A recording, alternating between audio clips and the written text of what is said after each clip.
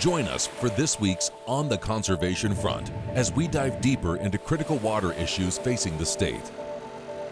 Florida Sportsman has been leading the fight on the conservation front lines for over 50 years. Let's join Preston Robertson, CEO and President of the Florida Wildlife Federation, for a discussion on the Crystal River region and some of the healthiest seagrass beds in Florida. Preston, the very name Crystal River says clean, healthy waters, and it is. Is that because it's spring-fed river? Well, it's because it's spring-fed. Crystal River is about 7 miles long, and it's fed by about 30 wonderful freshwater springs.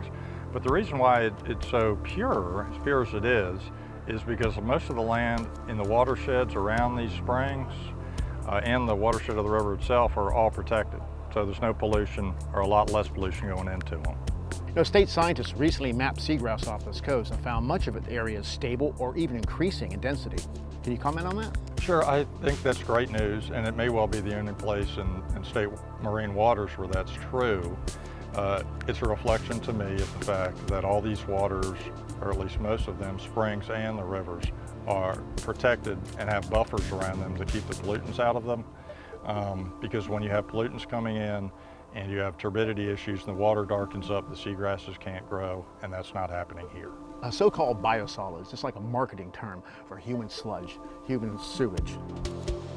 This area doesn't suffer from the use of biosolids out of parts of Florida. Are they using biosolids on the lands in here, farms nearby, and does that affect the springs at all? The state legislature goes back and forth, it seems, every year whether biosolids are a good thing or whether they're the death knell for our waterways. I happen to be in the faction that says that we should not be putting human waste anywhere except for in a treatment facility. But these springs have basically been spared that, again, because there's not a tremendous amount of farming here, for one thing. And a lot of this is silviculture, so it's a lot of trees that are grown commercially, and public lands. So those combined have kind of kept that issue at bay for now. Now in Apalachicola Bay, the oyster is considered the canary in the coal mine. Would you consider a bay scallop the canary in the coal mine here for good grass and water quality? Definitely. Any mollusk species that feeds by filter feeding is going to be very susceptible to water quality issues. Here, that's not as much of a concern because the pollution level is hardly as great as in other places. This is still a lovely spot to come, and there's certainly plenty of scallops and oysters. What are the primary fish species here that folks launch your boat and fish for, inshore and near shore? Redfish are great here, sea trout, flounders, tarpon are here, and which are a lot rarer up north of here. So there's some great recreational opportunities here. Scalloping is fantastic here.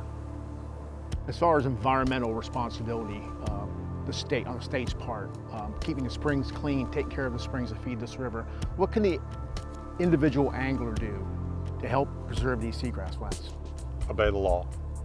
Do not prop scar. When you drag your propeller across the seagrass flats, it takes a long, long time for that to recover. I know sometimes it can't be avoided, but do everything you can to avoid that. Use a push pole if you have to, and just obey the regulations as far as take. And if you really don't need that fish, revivify it and put it back.